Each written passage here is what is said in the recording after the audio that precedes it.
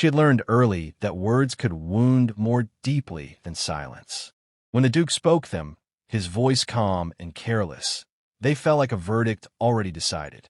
"You're easily replaced," he said, as if commenting on a servant dismissed or a broken chair removed from a room. She did not cry then. She stood in the garden with her hands folded, spine straight, eyes lowered in the way she had been taught since girlhood, and accepted the sentence with a quiet nod. Only later, alone in the narrow chamber she had been given, did the meaning settle into her bones. Easily replaced meant she had never truly mattered. It meant affection was a convenience, not a bond. It meant her years of loyalty, patience, and restrained devotion were weightless. The Duke turned away from her that day and returned to his world of obligations and ambition, convinced the matter finished. He did not see how the moment anchored itself inside him, waiting. Years before, she had arrived at the estate as a distant relation, poor enough to be useful, well-mannered enough to be tolerated. She learned the rhythms of the house, the expectations, the silences between meals and conversations. She listened more than she spoke, observed more than she revealed. The Duke noticed her slowly, first as a presence that never inconvenienced him, then as a woman whose steadiness calmed him. He mistook that calm for permanence, something that required no care. When pressure mounted from his family to secure a marriage advantageous to his title, he treated her like a pause he could step away from. That was when he spoke the words. Afterward, she left the estate quietly, before dawn, carrying little more than a worn trunk and a resolve she did not yet recognize as strength. The world beyond the Duke's lands was harsher, louder, and less forgiving, yet it asked something of her he had never demanded: choice. She worked first as a companion, then as a tutor, then as a manager of a small household whose owner valued order and discretion. Each role sharpened her understanding of people, of motives hidden beneath courtesy. She learned to negotiate, to read contracts, to protect herself. Her name became known in certain circles as someone reliable, intelligent, and incorruptible. Years passed, and the girl who had accepted dismissal without protest became a woman who understood her own worth without needing affirmation. Meanwhile, the Duke married as expected. His wife was admired, ambitious, and exquisitely suited to his position. Their union looked flawless to the public eye, yet it lacked something he could not name. He found himself restless, dissatisfied, prone to irritation. Decisions that once came easily now weighed on him. When his wife fell ill and later died, the grief surprised him in its depth, but so did the emptiness that followed. He buried himself in work, in reforms, in expansion, trying to outrun a quiet question that followed him through corridors and council chambers. Why did success feel so hollow? It was during negotiations over a disputed property that he encountered her again.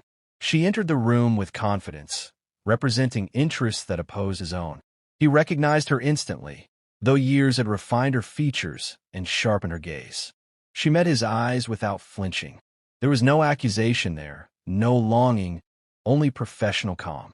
The meeting unsettled him more than any loss he had endured. She spoke with clarity and authority, countering his arguments with facts and foresight. Others deferred to her judgment.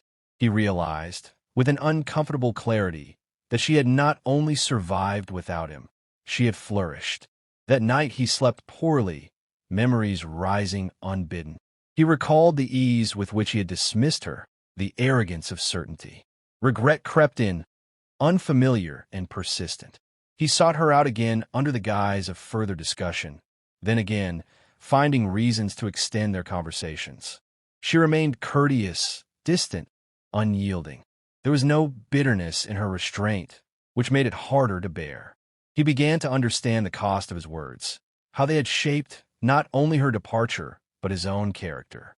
He started making changes, small at first, then deliberate. He treated those around him with care he had once neglected. He listened. He apologized when he erred.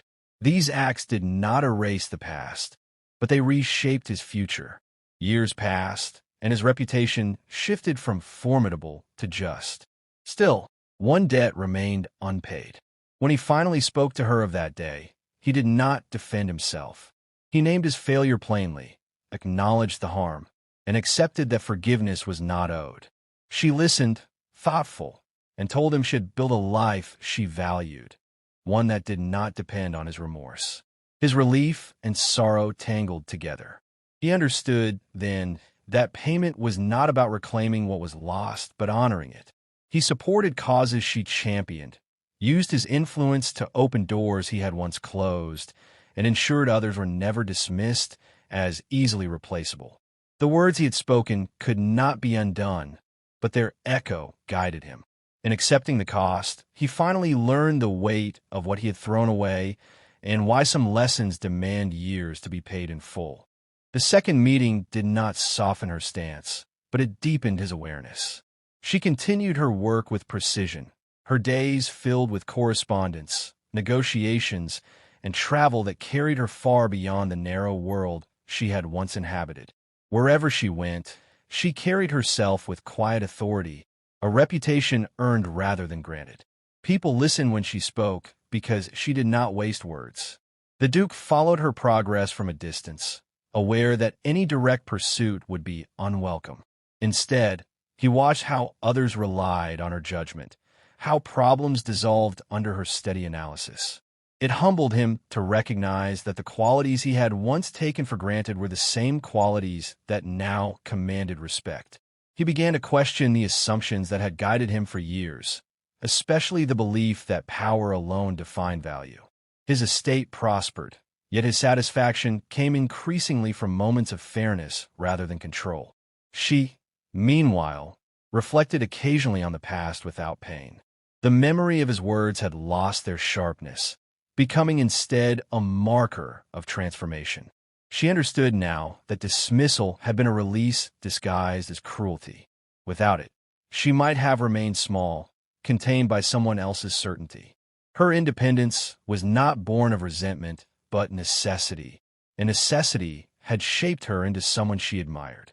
When their paths crossed again at a public forum, the atmosphere shifted subtly. Observers noted the respect in his demeanor, the absence of entitlement. He deferred to her expertise openly, an act that surprised many and confirmed rumors of his changed character. Afterward, they spoke briefly, not of the past, but of shared goals, of systems that failed the vulnerable and structures that required reform. Their alignment was professional, not personal, yet it carried an undercurrent of mutual recognition. He did not seek absolution, and she did not offer it. Instead, there was an unspoken agreement to act with integrity going forward. Over time, collaboration replaced coincidence. They worked on initiatives that balanced power with accountability, each contributing without overshadowing the other. Trust grew slowly, carefully, like something rebuilt rather than discovered. He learned to value patience, to accept outcomes he could not control. She learned that partnership did not require surrender. Their conversations lengthened, touching on philosophy, responsibility, and the quiet cost of pride. He admitted once that his greatest failure had been confusing convenience with connection. She replied that her greatest lesson had been learning to walk away without needing permission. The simplicity of the exchange lingered with them both. Society speculated, as it always did, weaving narratives of romance and reconciliation, but the truth resisted easy labels. What existed between them was shaped by loss and growth, not nostalgia. He continued to invest resources into education and fair labor, often citing her analyses without naming her. She continued to challenge him when his instincts drifted toward old habits, unafraid to disagree. Their dynamic became a study in balance, an example observed by those around them. Years later, when asked privately if she regretted leaving the estate that morning long ago, she answered without hesitation that regret belonged to the life she had never lived. She had chosen herself, and that choice had carried her forward. The Duke, when faced with the same question framed differently, spoke of accountability. He said some mistakes could not be corrected, only answered for. And that answer was the sum of his payment, ongoing and deliberate. They did not rewrite history. They respected it, and in doing so, they transformed its weight into purpose, proving that even the most careless words could become the beginning of a longer reckoning, one measured not in apology, but in sustained change. Time altered the nature of their connection without ever naming it. Seasons passed, marked by reforms enacted, institutions challenged, and slow cultural shifts that demanded endurance rather than triumph. She became a central figure in advisory councils, invited not because of association with the Duke, but because her record stood on its own. Her voice carried weight in rooms once closed to her kind, and she learned how to use silence as effectively as argument. The Duke observed this evolution with a mixture of admiration and restraint. He never claimed proximity, never implied ownership of her success. That discipline cost him something daily, yet he accepted the cost as necessary. In private moments, he confronted the man he had been, recognizing how easily he had confused authority with permanence. He kept reminders close, not as punishment, but as guidance. Their work occasionally put them at odds. She challenged proposals that favored legacy power, even when his name was attached. He listened, adjusted, sometimes withdrew entirely. These moments tested both of them. For her, it confirmed that respect could exist without dependence. For him, it proved that growth required yielding. Observers began to notice the pattern. When she objected, he reconsidered. When he insisted, it was because he had considered her objections fully. The balance was imperfect, human, but real. Outside their shared efforts, her life expanded. She formed friendships unconnected to influence, found joy in ordinary routines, traveled without purpose beyond curiosity. There were offers of marriage, some advantageous, some sincere. She declined them thoughtfully, aware that companionship was a choice, not an obligation. Love, she realized, was not proven by endurance alone, but by mutual freedom. The Duke, meanwhile, lived with a quieter household. He hosted fewer gatherings, preferring meaningful discourse to display. When loneliness surfaced, he faced it without distraction. He understood now that absence was not something to be filled hastily. It was something to be understood. Their correspondence remained formal, focused, yet beneath it lay a mutual understanding that neither sought to define aloud. When crisis struck a neighboring province, they worked closely under pressure. Decisions had to be made quickly, resources allocated, risks accepted. In those intense weeks, trust was no longer theoretical. She relied on his decisiveness. He relied on her judgment. They succeeded not through brilliance, but through coordination. When it ended, exhaustion gave way to a shared silence that carried more meaning than gratitude. Standing on the edge of departure, he thanked her simply. She nodded, accepting without ceremony. That restraint marked their bond more clearly than any declaration could have. Rumors faded as attention shifted elsewhere, but the impact of their collaboration endured. Systems improved, lives stabilized, opportunities widened. Neither claimed credit. Years later, reflecting alone, she acknowledged that the wound inflicted by his words had once defined her trajectory, but it no longer defined her identity. It had been a catalyst, not a sentence. He, in his own reflection, accepted that repayment was never finite. Each fair decision, each moment of humility was part of the same ledger. Their lives did not converge into a single story, yet they moved in parallel, informed by shared history without being constrained by it. In that balance lay a quiet resolution, one earned through time rather than promise.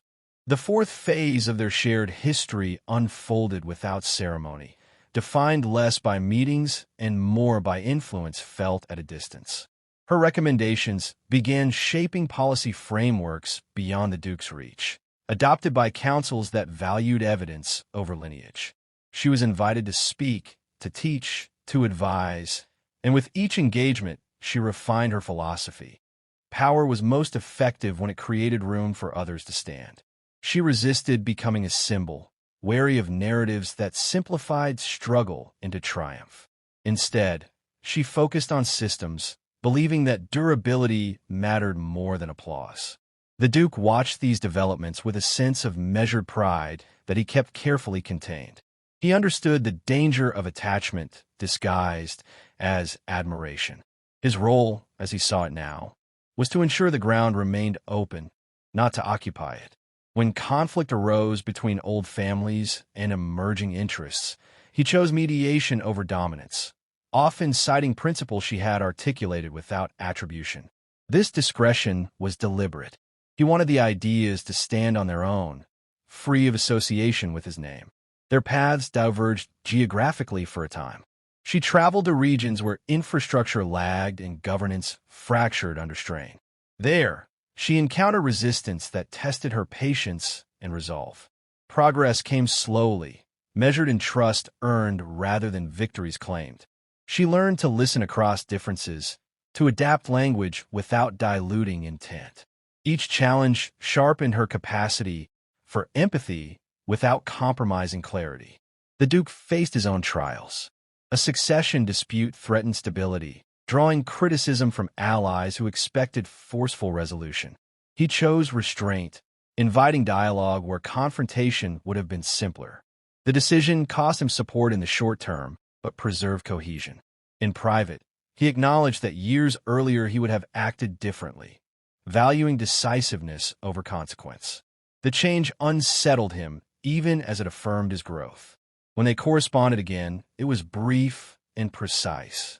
She shared observations from the field that reframed his understanding of impact. He responded with updates that reflected his efforts to institutionalize fairness rather than rely on personal authority. There was no intimacy in their exchange, yet a shared vocabulary had emerged, one built from respect and restraint. Others noticed how their work aligned despite distance, how initiatives complemented each other without coordination. It was as if a common compass guided them. At a conference years later, they met unexpectedly. The encounter was calm, almost ordinary. They spoke of outcomes, not intentions, of lessons learned and mistakes owned. In that conversation, the past existed only as context, no longer as charge. She left the room first, returning to her commitments without looking back. He remained, aware that closure did not require reunion. It required continuity. As they resumed their separate paths, both understood that what endured between them was not reconciliation, but a standard, one they carried forward independently. The fifth movement of their story emerged during a period of transition, when the world around them shifted faster than institutions could adapt. Economic pressures exposed old inequalities, and long-protected privileges began to fracture under scrutiny. She found herself at the center of difficult conversations, asked to propose solutions where trust was thin and expectations conflicted. She approached these moments with deliberate calm, refusing to promise certainty where none existed. Her strength lay in framing problems honestly, in inviting participation rather than compliance. People responded not because she held authority, but because she respected theirs. The Duke, facing unrest within his own territories, recognized echoes of her approach in the strategies that succeeded elsewhere. He applied them cautiously, aware that imitation without understanding would fail. He convened councils that included voices once excluded, enduring criticism for diluting tradition. Each session tested his resolve, yet outcomes gradually justified the discomfort. Stability returned not through force, but through shared ownership. Their occasional exchanges during this time reflected maturity rather than dependence. She challenged him when his reforms stalled. He acknowledged constraints without defensiveness. They disagreed openly, without fracture. In these tensions, something durable revealed itself, a mutual commitment to principle over pride. Her personal life remained intentionally uncluttered. She cultivated routines that grounded her, friendships that demanded nothing beyond honesty. The idea of returning to a life defined by proximity to power no longer tempted her. The Duke, increasingly aware of his legacy, focused on succession planning that prioritized competence over bloodline. It was a quiet revolution, one unlikely to be celebrated, yet difficult to reverse. When external observers speculated again about their history, both ignored it. The narrative others desired no longer belonged to them. What mattered was continuity of effort, the daily practice of restraint and responsibility. In moments of solitude, she acknowledged gratitude for the dismissal that had once seemed final. In moments of reckoning, he accepted that learning had come at a cost he would always carry. Their lives continued forward, distinct yet informed by the same lesson.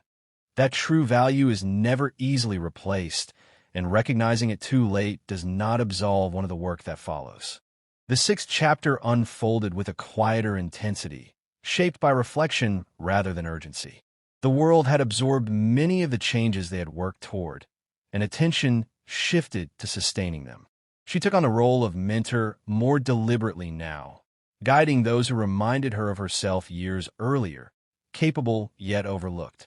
She taught them how to navigate power without being consumed by it, how to leave rooms intact rather than diminished. Watching others grow became its own reward, one that confirmed her belief that impact multiplied when shared. The Duke entered a period of introspection as age and experience softened the edges of ambition. He reduced his public presence, delegating authority with care, trusting systems he had helped reform. Stepping back was not easy. It required confronting the fear of irrelevance, the same fear that had once driven his careless words. This time, he did not run from it. He accepted that leadership was measured by what endured after one's voice quieted. Their communication became rare, reserved for moments that required alignment rather than reassurance. When they did speak, it was efficient, thoughtful, free of subtext. There was comfort in that clarity. Each knew the other would act with integrity regardless of proximity. During a particularly challenging transition, when new leaders faltered under pressure, she intervened decisively, stabilizing a process others feared to touch. The Duke supported her intervention without hesitation, lending legitimacy without intrusion. It was a final proof of trust, unspoken yet complete. As years accumulated, memory softened without erasing meaning. She no longer replayed the past, but she honored it as the point where her direction changed. He no longer sought redemption, but he remained accountable. In separate moments of solitude, both recognized the same truth. Growth did not require reunion, and respect did not require possession. Their paths, once sharply divided, now curved gently forward, shaped by lessons learned and carried onward, steady and unresolved in the most honest way. The seventh and final part arrived not as an ending, but as a settling. Years had layered themselves gently over everything that once felt sharp. The world moved on, carrying traces of decisions made quietly, reforms embedded so deeply they no longer bore names. She stood at a point in life where urgency had given way to discernment. Invitations still came, but she accepted selectively, guided by alignment rather than opportunity. Her influence was evident in the confidence of those she had mentored, in institutions that functioned more justly without requiring constant defense. She had become what she once needed, and that realization brought a calm satisfaction no title could offer. The Duke lived more privately now, his authority diffused into structures designed to outlast him. He walked his lands without escort, listening more than speaking, observing how order persisted without his direct command. It reassured him. In rare moments of solitude, he reflected on the sentence he had once spoken so easily. It no longer haunted him, but it instructed him still. He understood now that words were not temporary acts. They shaped trajectories, identities, histories. His life's work had become an answer to that understanding, sustained rather than dramatic. Their final meeting, though neither knew it as such, occurred without planning. A public gathering, brief and understated. They exchanged a nod, a few measured words about ongoing efforts, nothing that reached backward. There was no need. What had been broken had not been repaired, but it had been transformed into something functional, honest. As they parted, each carried a quiet certainty. She knew she had never been replaceable, not to herself, not to the world she had helped shape. He knew that recognizing value too late was a failure, but honoring it afterward was a responsibility. Their stories did not merge. They concluded separately, complete in their own right. And in that separation lay the truest resolution. Not reunion, not forgiveness, but a shared acknowledgement of worth, learned, upheld, and finally understood. What followed after the seventh phase was not meant to exist, yet life rarely ends where structure says it should. The eighth movement emerged quietly, almost invisibly, shaped by legacy rather than presence. She had stepped away from public forums, choosing instead to document what she had learned. Not a memoir of triumph, but a record of patterns, mistakes, and principles that endured beyond individual names. She wrote with precision, stripping events of sentiment so that others could adapt them honestly.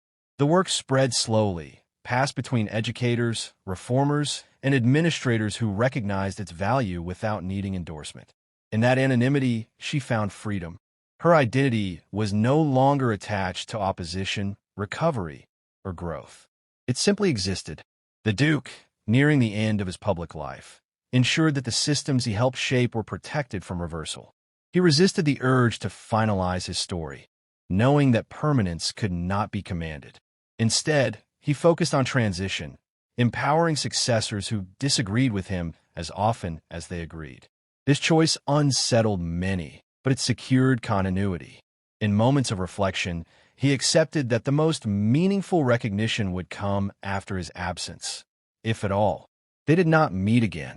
Yet traces of their shared history appeared in unexpected places, a policy shaped by restraint, a leader trained to listen, a rule designed to protect those without voice. Neither claimed authorship. The past had taught them that ownership was less important than outcome.